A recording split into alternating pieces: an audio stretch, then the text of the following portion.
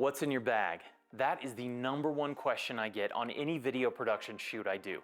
So I want to share with you the equipment that I use and shoot with to be a 6-figure freelance videographer and cinematographer. Let's talk about cameras. I shoot 90% of the time with the Sony FX3. It's what I'm shooting with right now.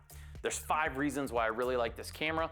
1 is the low light capabilities, 2, the image quality, 3, the autofocus, 4 is the internal stabilization, and 5 is the weight. #1, low light capabilities. Now, if you're just getting into video production, you may not have experienced the situations that come up so often, which are a corporate event where they just don't have good lighting. They want you to shoot at night. A wedding doesn't have any lighting and they want this ceremony shot. People don't understand that you need lighting to make video look good. This camera can totally save you. It is a complete game changer because it shoots in dual ISO. And if you shoot in the log format, you get a 640 base and a 12.8 on the top end base. So this is amazing. If you don't know what those numbers are, that's totally cool. That just means that you can almost shoot in the dark. You can make salvageable, really pretty videos out of stuff other cameras couldn't even touch. #2, image quality. Now, I love the image quality on the FX3. It is a full frame sensor. Now, most cinema cameras are a Super 35 trying to mimic 35mm film, and that is a great look as well. But I just love the feel and the look you get. It's hard to express exactly what that is, but with a full frame camera, you get shallower depth of field. The FX3 is also Netflix approved.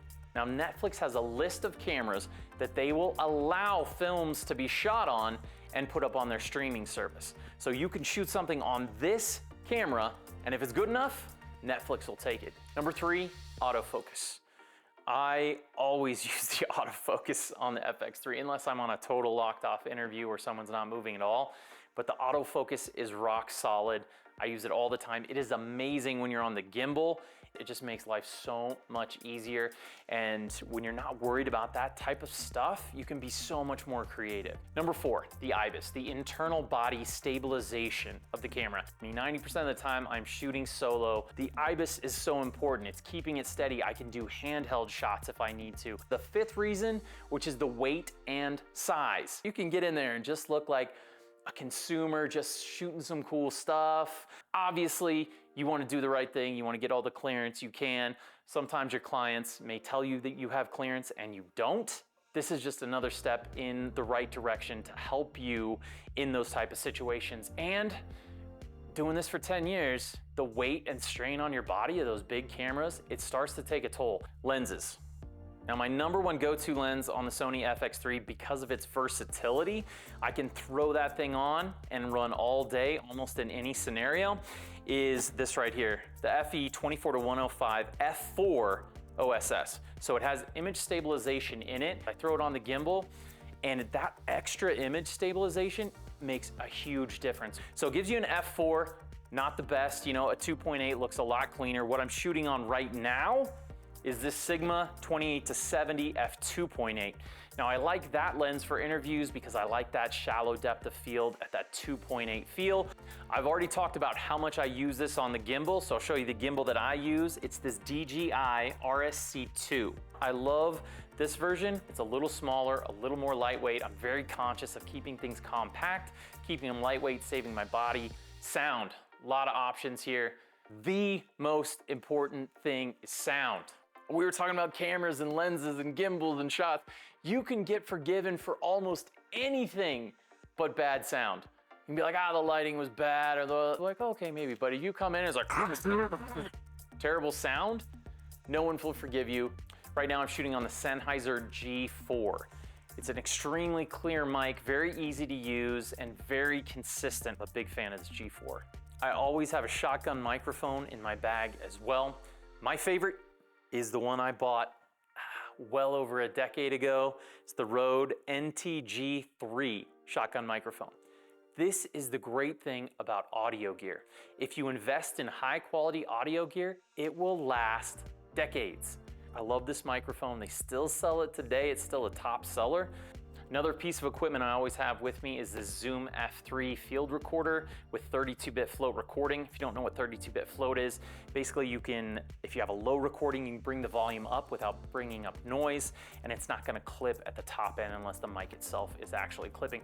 I use this as a backup. I just always want two sources of audio recording, not just to the camera, so you always have that backup. I also have a B camera I use for a second angle on interviews or a second camera for live events. And that camera right here, the Sony a7 IV. I love this camera. It's a hybrid camera, not a cinema camera like the FX3, which also means it's great at photography. Now, if you're gonna get in this business to be a freelancer, you really need to be open to all sorts of kind of work. Now, people are gonna ask you like, oh, do you do photography as well? And we always joke, what's the rate? And then you can answer, yes, I do photography if the rate's good enough. Learn how to do photography, learn how to do video. We're all just learning as we go along and trying to get better, but definitely add photography into your game. And the a7 IV is a great hybrid camera because the video looks amazing. It matches really well with the FX3 and is a great standalone as well. If you're just getting into maybe hybrid work and you don't want to spend quite as much money on the FX3, you could maybe start with the a7 IV. The FX3 and the a7 IV are gonna run on these batteries, and I'm gonna read it because I don't remember. NPFZ 100s. Now these are pretty pricey, I think $70, $80 for one, and that gives you about 2 hours of record time. That just isn't enough in my opinion. When I'm doing long shoots or long interviews, I don't wanna be like, hey, pause for a second, let me unrig the camera and put the new battery in. I found this awesome option. It's cheaper than one of these batteries here. It's the Basius. This one's a 65 watt. I like the 65 watt because you can fly in an airplane with it. You plug one end of the USB-C in here, one end of the USB-C in the camera, either the a7 IV or the FX3. This is gonna run you about 8 hours. It runs 9-volt 3 amp, and I know you're thinking there's a lot of these out here. It's hard to find one that'll do 9-volt 3 amp, which is what you need to power the camera consistently without draining the battery. The other thing I love about this is when this dies, your camera still has the full battery of 2 hours left. There's another piece of equipment that unlocks another special feature of the FX3, and that is the Ninja 5. It's a field monitor and recorder. Now, the very cool thing about this is if you upgrade it, you can shoot in ProRes RAW out of the FX3 and into an SSD drive. Now, I rarely use this function. I use the Ninja 5 mainly as a larger monitor, but unlocking that ProRes RAW file can be very beneficial if you're shooting high-end commercial work or doing film work. All right, we're getting a little bit deeper into the bag now. These AA batteries, you gotta have them. These are the best, the Eneloop Pro by Panasonic. Usually get them in a 4-pack with a charger. You can get a larger one with a charger. Eneloop Pro, I have at least 20 of these. Depending on what kind of work you're doing, you might need to connect via HDMI. It's always good to have an HDMI cable. These are amazing. This is just an Amazon Basic. And if you know anything about HDMI, I don't trust HDMI over 25 feet. And 25 feet doesn't get you anywhere.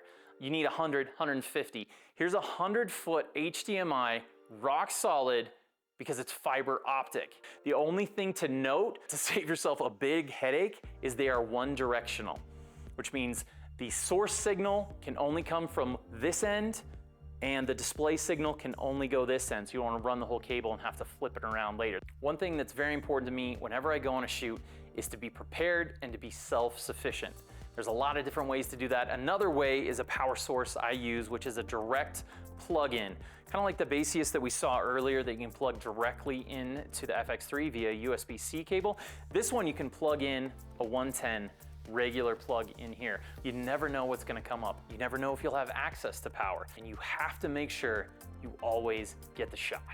I put a link to everything I went over today in the descriptions. I'm Bronson Foreman with Foreman Studios, and this is the gear I use to travel all across the world, getting to work with amazing people. People who are passionate and skilled in their fields. They get to share with me their knowledge, and I get to share my creations with them. I highly recommend getting into this field if you like to work for yourself and create. If you have any questions or comments, please put them in. Please like and subscribe, and thanks for spending some time with me.